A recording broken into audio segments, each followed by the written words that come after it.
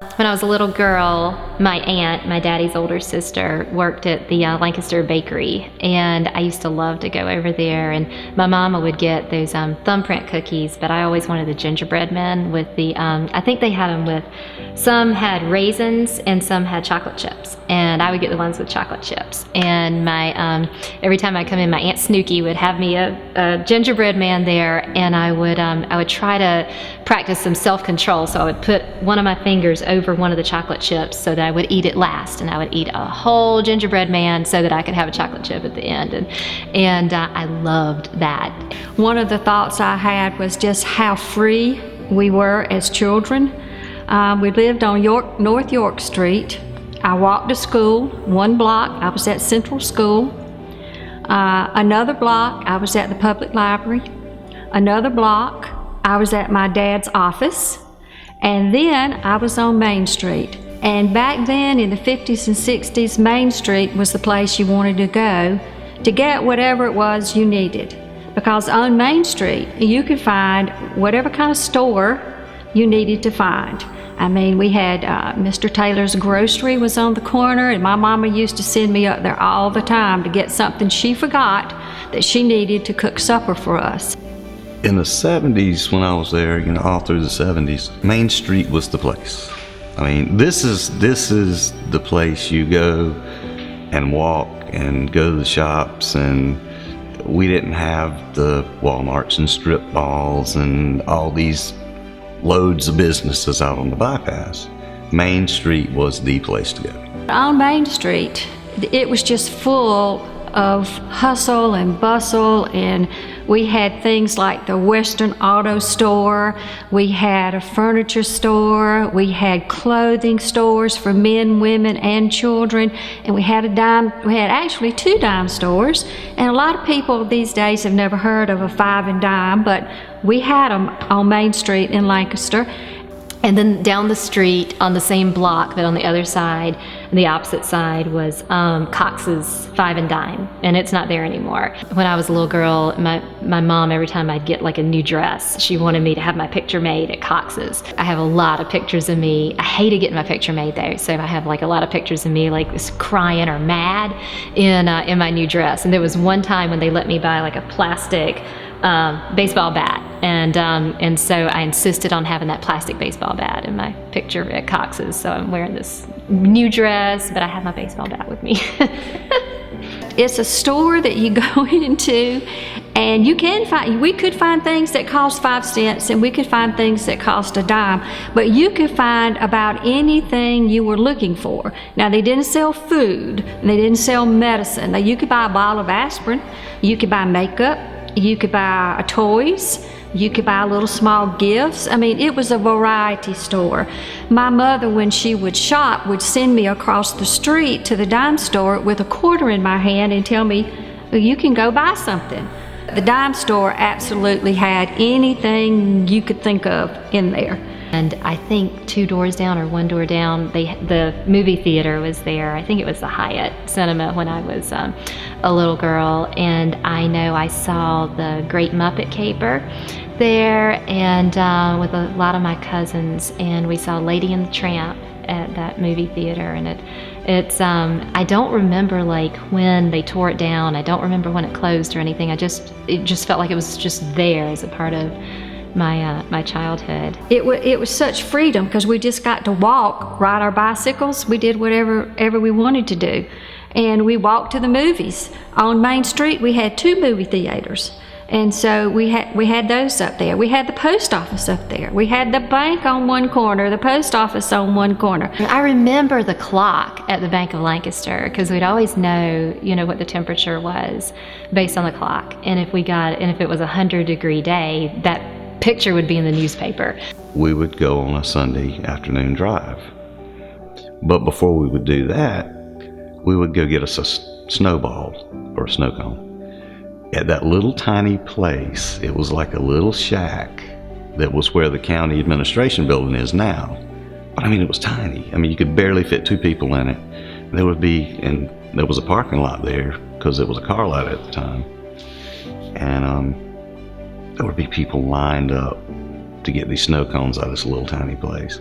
And that was one thing I always looked forward to the most on Sundays, was whenever he would say, let's go to Lancaster. I knew he was going to Main Street, and I knew we were going to get a snow cone.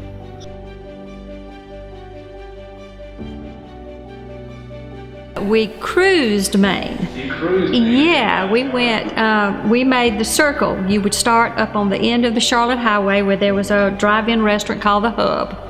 And you would start there, and you would come past Howard's. You would come down 521 onto Main Street.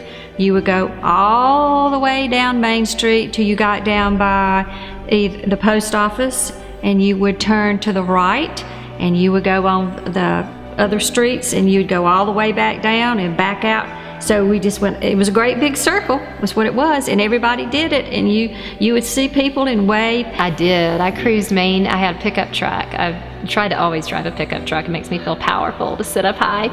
And I had a blue Chevy Silverado, and I loved getting on Main Street in my pickup truck and sitting up high. I could see everything that was going on, and have a friend with me, and we'd get all fixed up and just drive around and around, and it was a lot of fun.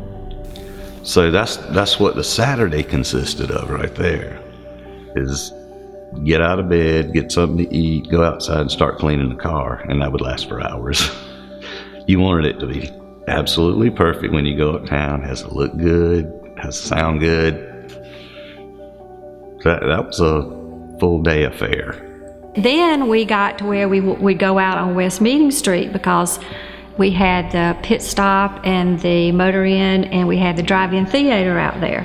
So you would cut off down West Meeting Street and head out that way. That is what everybody did. If they didn't have a car, they would find a friend that had a car. That was the big socializing place, I guess you would say. And it wasn't just people from Lancaster either. I mean, there were people coming from Monroe, Charlotte, Rock Hill, all over the place to our little Lancaster. I know. I would meet people from Monroe and just all over the place, because we'd see people and we're thinking, we know everybody we go to school with. Who are these new people our age showing up on Main Street? And my dad gave me a truck. It was a 1970 Chevy pickup. Beautiful truck. And I also had a 1966 Impala. The streets would be packed, one into the other. It was creeping. Then you'd circle back around, do the same thing again. If you saw somebody there you wanted to talk to, hey, meet me behind Hyatt, the old Hyatt Cinema, that parking lot that was back there. If you wanted to be seen, especially on Sunday afternoon, you got on that route and you went that route so people would know who you were dating or who you were riding with or who got a new car or whatever. You know, that's where you went to be seen. It was always on Friday and Saturday night, yeah, and then Sunday afternoon, and that was the prime time for doing it. You didn't see it during the week. We went into the motor theaters, and I will have to say sometimes we'd put somebody in the trunk and wouldn't pay for them to go in, but we did do that a few times.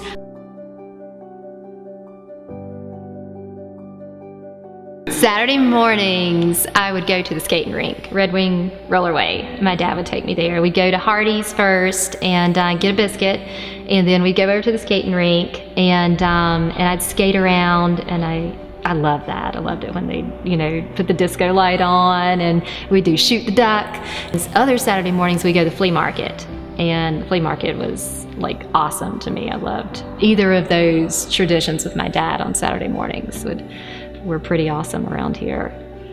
Saturday was always outside, having fun with my friends. It didn't matter if it was raining, snowing, didn't matter. It was just such freedom. Our parents didn't have to worry. We'd get on our bicycle and we'd ride around the block. It could be 2 or 3 blocks. We'd skate and we'd go up and down and around, and it just didn't matter. We didn't have the worry that somebody was going to snatch us off the street. I really don't ever remember my mom and dad locking the doors in our house. And she told me that when they lived in a different house in Camp Creek, down on the Night Road side, that they lived in this small house, and obviously they didn't have air conditioning or any of that stuff. So they would leave the doors open, and they didn't have screen doors. And they were in a cow pasture.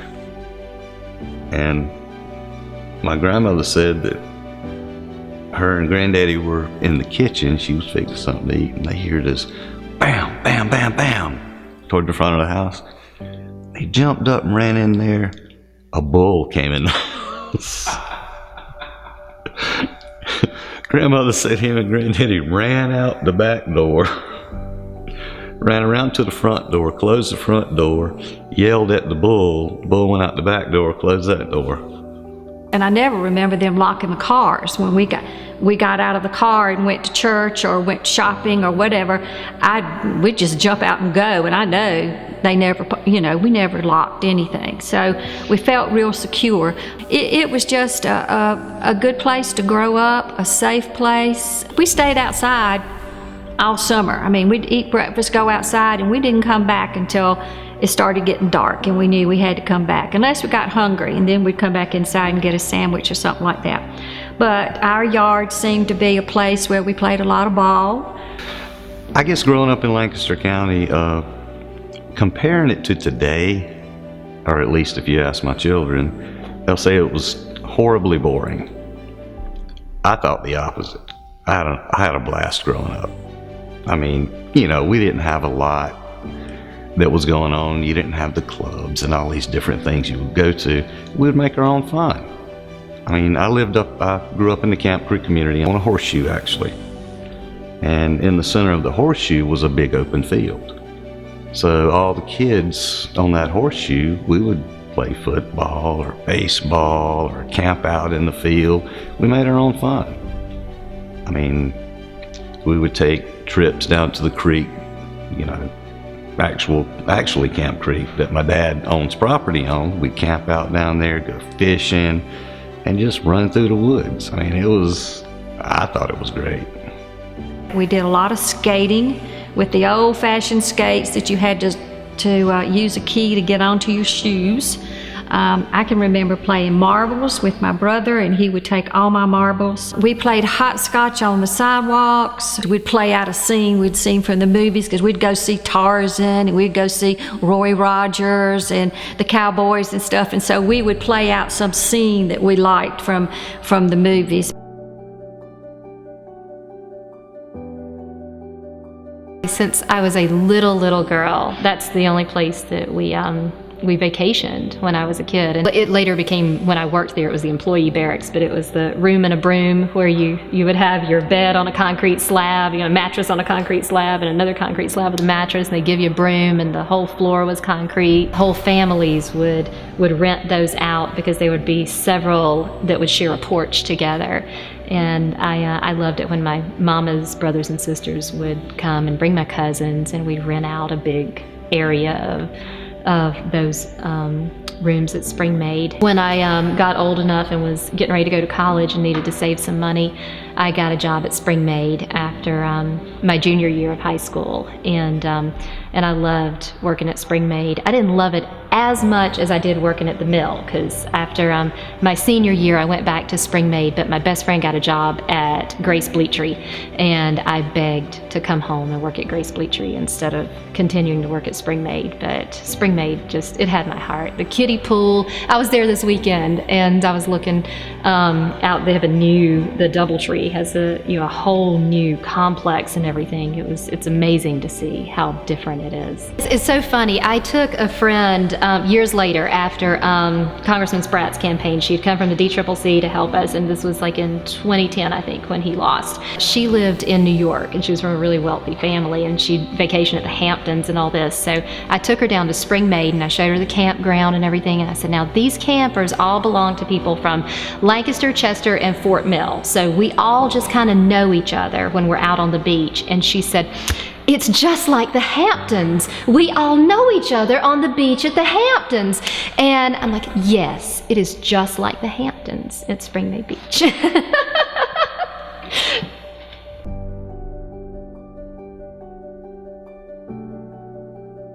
We had probably the first TV in our neighborhood. Antenna was up on the roof.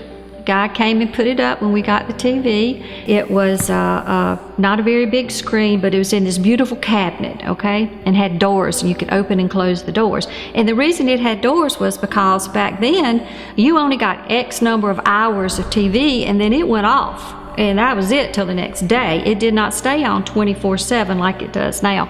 If the reception wasn't really good, then you bought rabbit ears, the antennas that looked like rabbit ears, and you set it on top of the TV, and then you would adjust them along with that, hoping that the antenna on the roof and the rabbit ears would bring you in better reception. I always liked to watch, one of the very first programs that came on TV was the Howdy Doody. Now Howdy Doody was a puppet, and you could see him dancing and whatever, and then we had Clarabelle the Clown who came on, and then we would get things like Hop Along Cassidy.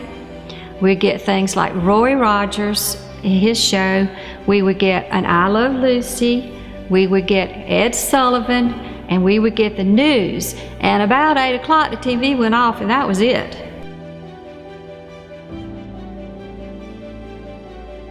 You know, in the House of Representatives, I want people to associate me with Lancaster, and they better pronounce it right too, because if they say Lancaster or anything, they do it just to bug me now. But I say, oh, you hurt my ear, you made me deaf, I can't hear now for a while.